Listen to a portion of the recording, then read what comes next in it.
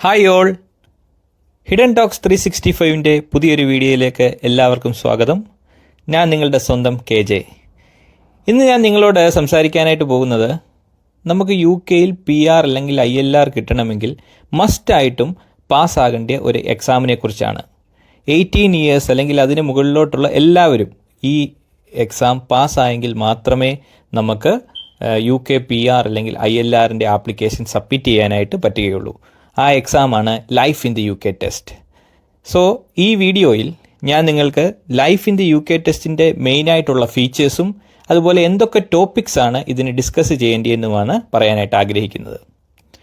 ആദ്യമായിട്ട് നമുക്ക് നോക്കാം ഈ ലൈഫ് ഇൻ ദി UK ടെസ്റ്റിൻ്റെ കീ ഫീച്ചേഴ്സ് അല്ലെങ്കിൽ അതിൻ്റെ പ്രത്യേകതകൾ എന്തൊക്കെയാണ് എന്ന്. ഈ എക്സാമിന് total number of questions 24 questions ആയിരിക്കും, 24 ക്വസ്റ്റ്യൻസ് ആയിരിക്കും ഉള്ളത്.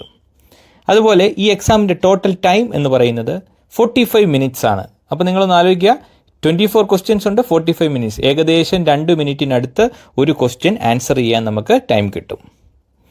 പിന്നെ ഈ എക്സാം പാസ് ആകണമെങ്കിൽ നമുക്ക് 75% അല്ലെങ്കിൽ അതിൽ കൂടുതൽ മാർക്ക് ഉണ്ടായിരിക്കണം. എന്ന് പറഞ്ഞാൽ ഈ 24 ക്വസ്റ്റ്യനിൽ 18 ക്വസ്റ്റ്യൻസ് അല്ലെങ്കിൽ അതിന് മുകളിലോട്ട് നമ്മൾ കറക്റ്റ് ആക്കിയിരിക്കണം.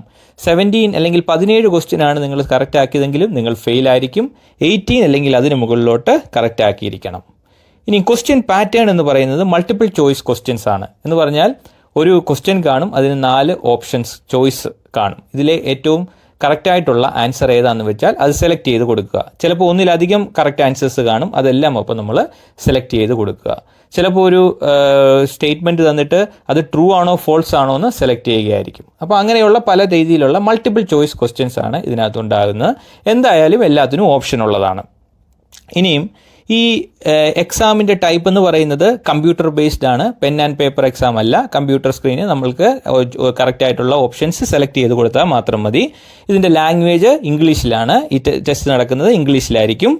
പിന്നെ ഇത് അൺലിമിറ്റഡ് അറ്റംപ്റ്റ്സ് നമുക്ക് ചെയ്യാൻ പറ്റും. എന്ന് പറഞ്ഞാൽ നമ്മൾ പാസ് ആകുന്നിടം വരെ നമുക്ക് ഈ എക്സാം എഴുതാം. ഇപ്പോൾ ഫസ്റ്റ് ടൈമിൽ ഫെയിലായി എന്നാൽ സെക്കൻഡ് ടൈമിൽ പോകാം, സെക്കൻഡ് ടൈമിൽ ഫെയിലായെങ്കിൽ വീണ്ടും അത് നമ്മൾ പാസ്സാകുന്ന എത്ര പ്രാവശ്യം ഉണ്ടോ, എത്ര പ്രാവശ്യം എടുക്കുമോ അത് അത്രയും പ്രാവശ്യം നമുക്കിത് ചെയ്യാനായിട്ട് പറ്റും. പക്ഷേ ഒരു കാര്യമേ ഉള്ളൂ, ഇപ്പോഴത്തെ ഫീസ് അനുസരിച്ച് ഒരു പ്രാവശ്യം ഈ എക്സാം രജിസ്റ്റർ ചെയ്യുന്നതിന് 50 പൗണ്ടാണ്, 50 പൗണ്ടാണ് ഇതിൻ്റെ charge. May be next year ആണ് നിങ്ങൾ ഇത് ചെയ്യുന്നതെങ്കിൽ ഫീസ് കൂടാനുള്ള സാധ്യതയുണ്ട്. ഇനിയും ഇത് രജിസ്റ്റർ ചെയ്യേണ്ട അല്ലെങ്കിൽ എക്സാമിന് വേണ്ടി രജിസ്റ്റർ ചെയ്യേണ്ട സൈറ്റ് എന്ന് പറയുന്നത് www.gov.uk/lifeintheUKtest എന്ന് നിങ്ങൾ ഗൂഗിൾ എൻ്റർ ചെയ്ത് കഴിഞ്ഞാൽ നിങ്ങൾക്ക് ഈ വെബ്സൈറ്റിലോട്ട് വരും. അവിടെ നിങ്ങൾക്ക് ഈ എക്സാമിന് രജിസ്റ്റർ ചെയ്യാൻ പറ്റുന്നതാണ്. അപ്പോൾ നിങ്ങളുടെ ഇപ്പോൾ താമസിക്കുന്ന സ്ഥലത്തിൻ്റെ പോസ്റ്റ് കോഡ് ഇട്ട് കൊടുത്താൽ ഇതിൻ്റെ ആ പോസ്റ്റ് കോഡിന് അടുത്തുള്ള എക്സാം ലൊക്കേഷൻ സെൻറ്ററുകൾ നിങ്ങൾക്ക് വിസിബിളായിട്ട് വരും. ആ വിസിബിളായിട്ട് വരുന്ന സെൻറ്ററുകളിൽ നിങ്ങൾക്ക് ഏത് സെൻറ്ററിലാണോ പോകാൻ താല്പര്യം അവിടെ നിങ്ങൾക്ക് അവൈലബിൾ ആയിട്ടുള്ള ഡേറ്റ് നോക്കി നിങ്ങൾക്ക് എക്സാമിന് രജിസ്റ്റർ ചെയ്യാൻ പറ്റുന്നതാണ്. അതുപോലെ തന്നെ ആ വെബ്സൈറ്റിൽ പുതിയതായിട്ടുള്ള ഇതിന് ഏറ്റവും അപ്ഡേറ്റഡ് ആയിട്ടുള്ള സിലബസ്, ടോപ്പിക്സ്, കാര്യങ്ങളെല്ലാം തന്നെ ലൈഫ് ഇൻ ദി UK ടെസ്റ്റിൻ്റെ ഗൈഡ് എല്ലാം തന്നെ കിട്ടുന്നതാണ്. നിങ്ങൾക്ക് വേണമെങ്കിൽ അവിടുന്ന് പർച്ചേസ് ചെയ്യാം. അല്ല എങ്കിൽ പ്ലേ സ്റ്റോറിൽ നിന്ന് നിങ്ങൾക്ക് പല ആപ്പുകൾ കിട്ടും ഇത് പഠിക്കാനായിട്ട്, അത് നിങ്ങൾക്ക് ഡൗൺലോഡ് ചെയ്യാവുന്നതാണ്. ഇനിയും ഈ എക്സാമിൻ്റെ വാലിഡിറ്റി എന്ന് പറഞ്ഞാൽ നമ്മൾ ഈ എക്സാം പാസ്സായി കഴിഞ്ഞാൽ ഈ എക്സാമിൻ്റെ വാലിഡിറ്റി ലൈഫ് ലോങ് വാലിഡിറ്റിയാണ്. എന്ന് പറഞ്ഞാൽ ഇത് നമ്മൾ പാസ്സായി കഴിഞ്ഞാൽ നമുക്കിത് എത്ര നാൾ വേണമെങ്കിലും ഇത് നമുക്ക് ഉപയോഗിക്കാം. ഇതിൻ്റെ വാലിഡിറ്റി എക്സ്പയർ ആയി പോകത്തില്ല. നമുക്കറിയാം IELTS ഒക്കെ പാസ്സായ 2 വർഷമേ ഉള്ളൂ, അല്ലെങ്കിൽ മറ്റ് പല സർട്ടിഫിക്കേഷൻ എക്സാമിനും 5 വർഷത്തെ വാലിഡിറ്റി ഒക്കെ ഉള്ളൂ. പിന്നെ നമ്മളത് പുതുക്കണം. പക്ഷേ ഈ ലൈഫ് ഇൻ ദി UK ടെസ്റ്റിൻ്റെ ഏറ്റവും വലിയ പ്രത്യേകത എന്ന് പറയുന്നത് ഇത് ലൈഫ് ലോങ് വാലിഡിറ്റി ആണ്. ഇത് നമുക്ക് എപ്പോൾ വേണമെങ്കിലും ഉപയോഗിക്കാനായിട്ട് പറ്റും. ഇനിയും ഞാൻ നിങ്ങളോട് പറയാൻ ആഗ്രഹിക്കുന്നത് എന്തൊക്കെ ടോപ്പിക്സ് ആണ് ഈ ടെസ്റ്റിന് വേണ്ടി നിങ്ങൾ പ്രിപ്പയർ ചെയ്യേണ്ടത് എന്നാണ്. ഞാനിവിടെ എടുത്തിരിക്കുന്ന ഈ ടോപ്പിക്സ് ഒഫീഷ്യൽ ഗൈഡിലുള്ള ടോപ്പിക്സ് ആണ് എടുത്തിരിക്കുന്നത്. അപ്പോൾ നമുക്കൊന്ന് നോക്കാം. ഈ ലൈഫ് ഇൻ ദി UK ടെസ്റ്റിന് വേണ്ടി പ്രിപ്പയർ ചെയ്യേണ്ടിയവർ ഞാൻ മെയിനായിട്ടും 6 ചാപ്റ്റേഴ്സായിട്ടാണ് ഇതിനെ ഡിവൈഡ് ചെയ്തിട്ടിരിക്കുന്നത്. ഇവിടെ ആ 6 ചാപ്റ്റേഴ്സ് നിങ്ങൾക്കിപ്പോൾ ഇവിടെ കാണാൻ സാധിക്കും. First chapter values and responsibility. Second what is the UK. Third a long and illustrious history, UKയുടെ ഹിസ്റ്ററിയെക്കുറിച്ച്.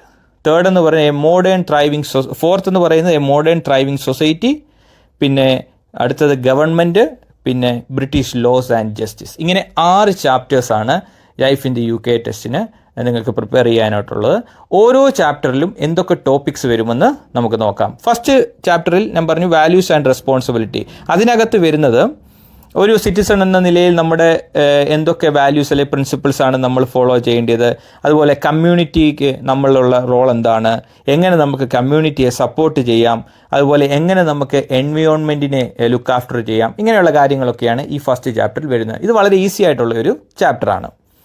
ഇനിയും രണ്ടാമത്തെ ചാപ്റ്റർ എന്ന് പറയുന്നത് വാട്ട് ഈസ് UK. അപ്പോൾ ഇതിനകത്ത് മെയിനായിട്ട് വരുന്നത് ഏതൊക്കെ കൺട്രീസ് ചേർന്നാണ് UK ആയത്, അങ്ങനെയൊക്കെയുള്ള കാര്യങ്ങളാണ് ഈ ചാപ്റ്ററിൽ വരുന്നത്. ഇതും വളരെയധികം ഈസി ആയിട്ടുള്ള ഒരു ചാപ്റ്ററാണ്. ഇനിയും മൂന്നാമത്തെ ചാപ്റ്റർ എന്ന് പറയുന്നതാണ് ഈ UKയുടെ ഹിസ്റ്ററിയാണ് വരുന്നത്.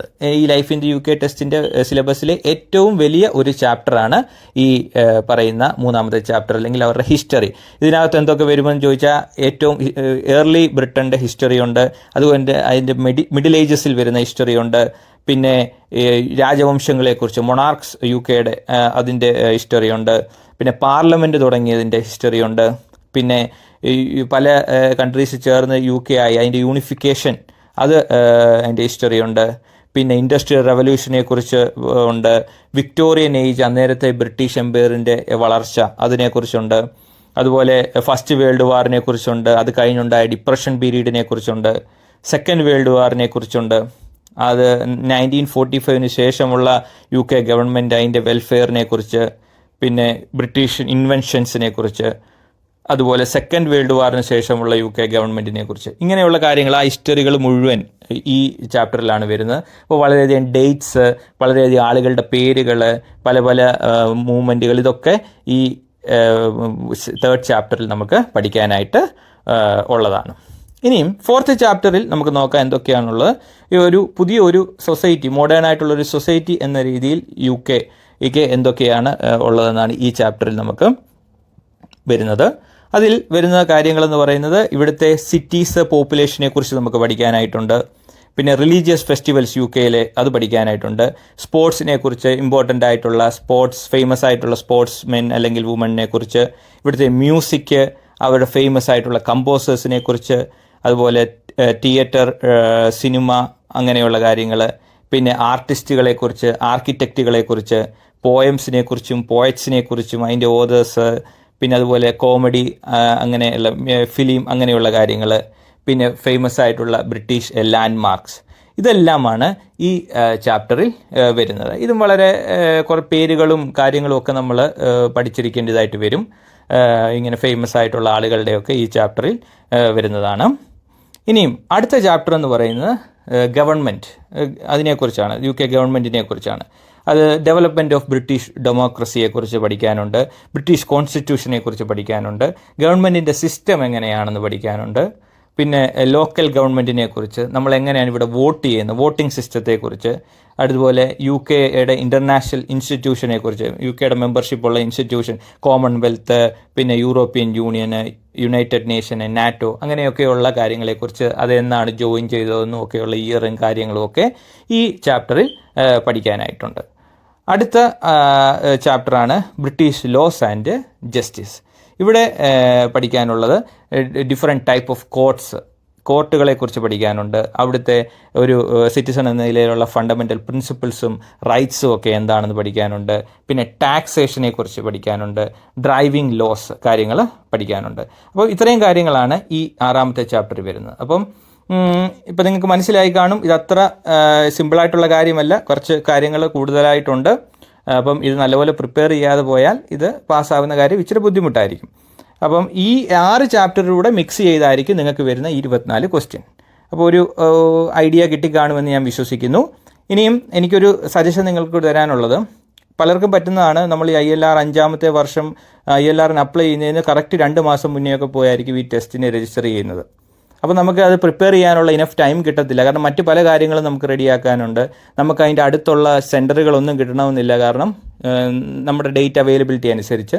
അപ്പോൾ ഹസ്ബൻഡ്, വൈഫ്, 18 വയസ്സിന് മുകളിലുള്ള മക്കളുണ്ടെങ്കിൽ അവരൊക്കെ ഇത് പാസ്സായിരിക്കണം. അപ്പം ഫസ്റ്റ് ചാൻസ് കിട്ടിയില്ല എങ്കിൽ പിന്നെ നമുക്ക് ഭയങ്കര ടെൻഷനാകും, വളരെ പാനിക്കായിട്ട് പിന്നെ പോയി വളരെ ടെൻഷൻ അടിച്ച് എഴുതേണ്ടതായിട്ട് വരും. അപ്പോൾ അതിൽ ഏറ്റവും നല്ലത് നമ്മളിവിടെ ഒരു 4 ഇയേഴ്സൊക്കെ കഴിഞ്ഞ് കഴിഞ്ഞാൽ നമുക്ക് LR എടുക്കും അല്ലെങ്കിൽ PR കിട്ടും എന്ന് ഉറപ്പായി കഴിഞ്ഞ് കഴിഞ്ഞാൽ നമ്മളൊരു 6 മന്ത്സ് മുന്നേ തന്നെ ഈ ടെസ്റ്റ് പോയി അറ്റൻഡ് ചെയ്യുക. അപ്പോൾ നമുക്ക് റിലാക്സ് ആയിട്ട് നമ്മുടെ അടുത്തുള്ള സെൻറ്ററിൽ നല്ലതായിട്ട് പ്രിപ്പയർ ചെയ്ത് എഴുതാനായിട്ട് സാധിക്കും. അപ്പം എല്ലാവർക്കും ബെസ്റ്റ് വിഷസ്. ഇതൊരു ഇൻഫോർമേറ്റീവ് വീഡിയോ ആയിട്ട് എല്ലാവർക്കും തോന്നിയെന്ന് ഞാൻ വിശ്വസിക്കുന്നു. ഇനിയും ഇതുപോലെയുള്ള ഇൻഫോർമേറ്റീവ് വീഡിയോസ് നിങ്ങൾക്ക് കാണാനായിട്ട് ആഗ്രഹമുണ്ട് എങ്കിൽ എൻ്റെ ചാനൽ സബ്സ്ക്രൈബ് ചെയ്യുക, ബെൽ ബട്ടൺ ഇനേബിൾ ചെയ്യുക. അപ്പോൾ ഞാൻ വീഡിയോസ് ഇടുമ്പോൾ നിങ്ങൾക്ക് നോട്ടിഫിക്കേഷൻ വരുന്നതായിരിക്കും. അപ്പോൾ അടുത്ത ഒരു വീഡിയോ ഇടുന്നതും വരെ എല്ലാവർക്കും bye. Thank you for watching. Take care.